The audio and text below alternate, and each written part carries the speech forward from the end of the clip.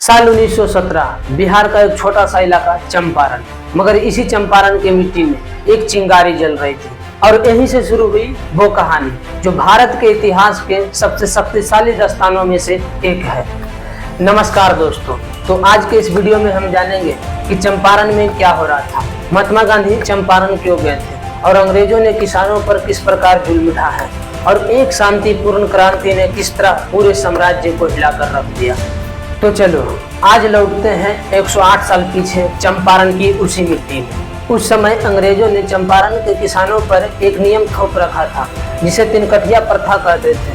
तिनकठिया प्रथा कहने का मतलब हुआ कि किसानों को अपने जमीन के 3 हिस्सों में से एक हिस्सा पर नील की खेती करना पड़ता था। लेकिन ध्यान देने वाली बात यह है कि कोई भी किसान नील की खेती अपनी मर्जी से नहीं करता था, वह मजबूरी में करता था और अंग्रेज उन्हें दाम इतना कम देते थे कि उन्हें अपना घर चलाना भी मुश्किल होता था। ऊपर से यदि किसान नील की खेती छोड़ना भी चाहे तो अंग्रेज उनसे भारी मुआवजा की मांग करते थे। किसान की हालत इतनी खराब थी कि उनके पास घर में खाने के लिए अनाज नहीं थे और उनके पास उगाने के लिए खेत में आज़ादी नहीं थी और प्रतिदिन अंग्रेज के सिपाही की धमकियाँ आती थी। चंपारण धीरे धीरे एक ऐसा इलाका बन गया था जहां किसान का मतलब एक उत्पीड़न इंसान ही रह गया था। और 1917 में चंपारण के एक किसान नेता राजकुमार शुक्ल, जिन्होंने गांधी जी से जाकर आग्रह किया कि आप एक बार चंपारण चलिए, किसान वहां रो रहे हैं, किसान की हालत काफ़ी खराब है, वहाँ पर आपकी ज़रूरत है। आखिरकार गांधी जी मान गए। पटना मुजफ्फरपुर होते हुए गांधी जी चंपारण पहुँचे और मुश्किलें यहीं से शुरू हुई। जैसे ही गांधी जी चंपारण पहुंचे, अंग्रेज ने उन्हें तुरंत चंपारण छोड़ने का आदेश दिया, लेकिन गांधी जी ने कहा कि मैं बिना किसान की बातें सुने नहीं जाऊंगा। और यह गांधी जी की पहले सिविल डिसओबीडियंस यानी कि नागरिक अवज्ञा था। फिर अंग्रेजों ने गांधी जी को कोर्ट में बुलाया।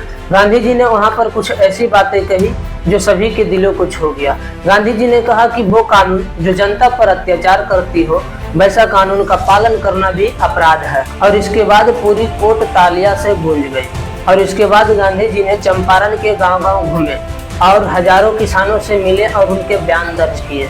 इसके बाद पता चला कि किसानों से नील की खेती जबरन कराई जाती है और महिलाओं को भी धमकाया जाता है और फसल खराब होने के बाद भी किसानों को रियायत नहीं मिलती थी और किसानों को पढ़ने लिखने की सुविधा भी नहीं थी। गांधी जी ने यह सारी रिपोर्ट ब्रिटिश सरकार तक पहुंचाई।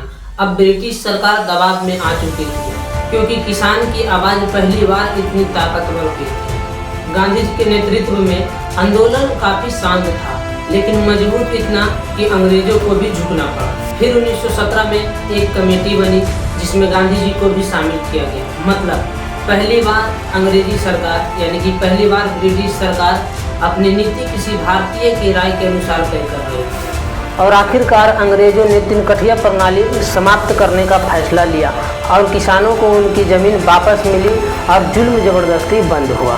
यहीं से भारत के स्वतंत्रता आंदोलन का चेहरा बदल चुका था। गांधी जी राजनीति में पूरी तरह प्रवेश कर चुके थे और चंपारण ने गांधी जी की महात्मा बनने की दिशा तय कर चुकी थी। और चंपारण सत्याग्रह सिर्फ एक आंदोलन नहीं था, यह हमें बताता है कि सत्य और अहिंसा सबसे बड़ी ताकत है। और चंपारण का यह आंदोलन हमें यह संदेश देती है कि किसी भी अन्याय का सामना शांतिपूर्वक, हिम्मत से और एकता से की जाए तो दुनिया की सबसे बड़ी ताकत भी हमारे सामने झुक जाती है।